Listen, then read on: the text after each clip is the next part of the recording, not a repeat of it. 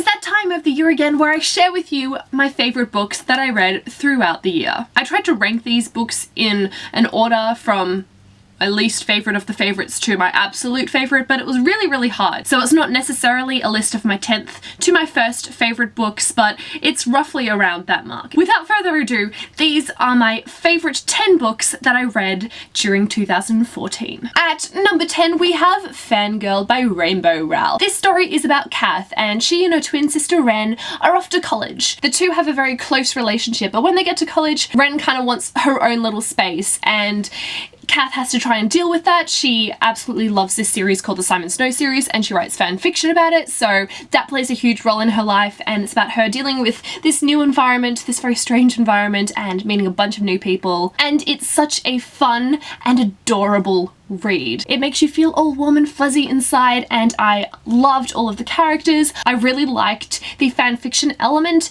in the story because it was kind of a different strand, a different storyline going throughout it, but it really intrigued me and it was a lot of fun to read about, and it was also kind of reminiscent of Harry Potter, so couldn't help but fall in love with it. Number 9 on my list is Transcendence by Shay. It's about a caveman named Ed, and one day he finds a young woman in his pit trap. Now she's wearing some very strange clothes and she keeps like making a lot of noises out of her mouth, and he decides that she's gonna be his mate. He's gonna take her home, take care of her and mate with her. And it turns out that she is from the future.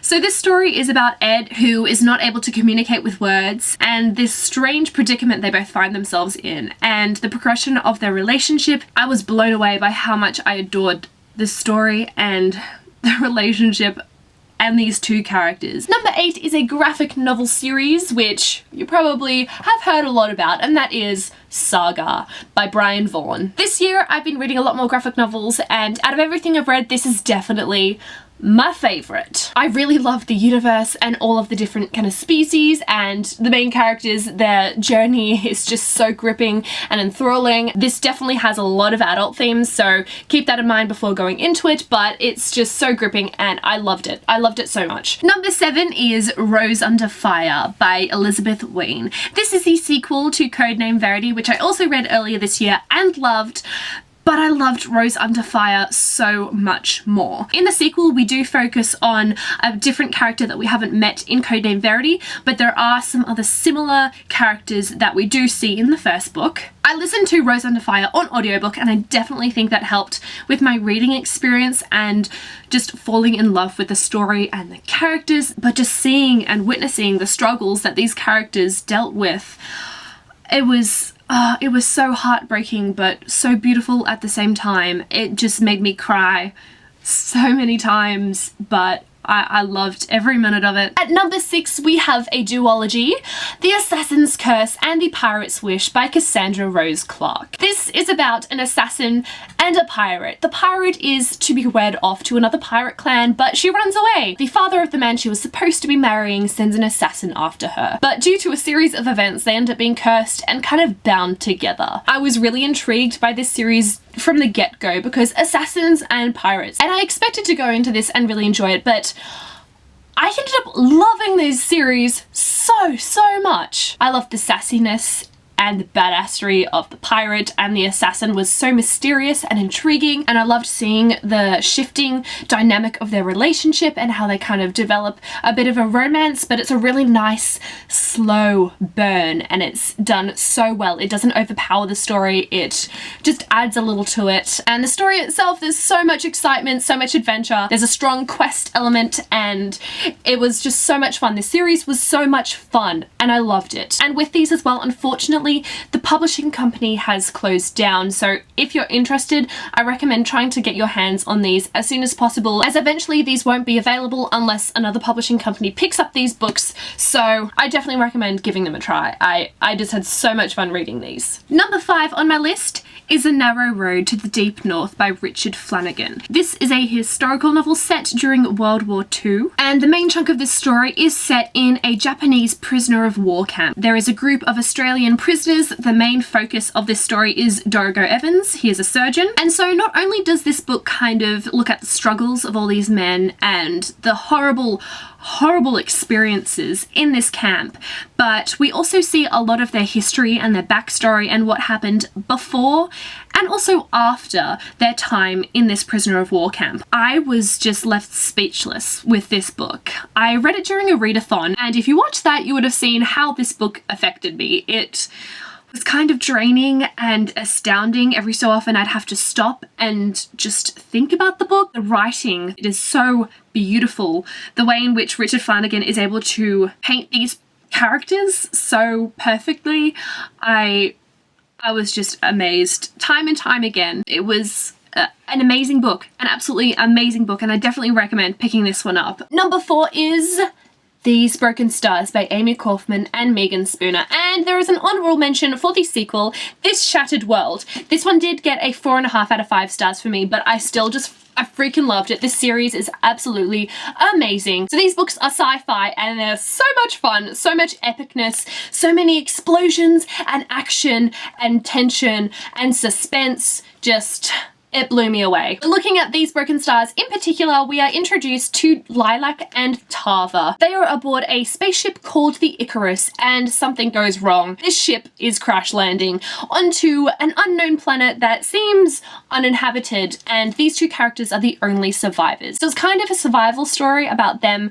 trying to get back to civilization and just get off this planet, and then some weird things start happening. This book was a wonderful setup for the series, and the second book did not disappoint. I'm so excited to continue with these ones. They're just so good. Blah, blah, blah, blah. At number 3 we have Cress by Marissa Meyer. This is the 3rd installment in the Lunar Chronicles. Now these books are science fiction fairy tale retellings. The first one looks at Cinderella, the second one Little Red Riding Hood, and Cress is kind of a retelling of Rapunzel. I love how these fairy tale elements are interwoven, but the story is so much more. So much more than just a fairy tale retelling. It's an epic story and I freaking love it. I love all of the characters. This one in particular has a great cast of characters, and I think this one is my favorite out of the entire series so far. All of these books are fantastic. They're exciting, they're gripping, and I just love this universe. Coming in at number 2 is Vicious by V.E. Schwab. This is about Victor and Eli, two friends in college. And for their thesis, they're looking at these things called EOs, extraordinaries. And things kind of go really horribly wrong. Jumping into the future 10 years later, Victor has just escaped prison and he's set on finding Eli. This book was fantastic. I love how twisted and broken both Victor and Eli are. They both are just so messed up. Victoria Schwab is just so talented, an incredible writer. I love the style of writing and just the way in which she creates these characters and makes you really kind of empathize with them, or at least try to understand them,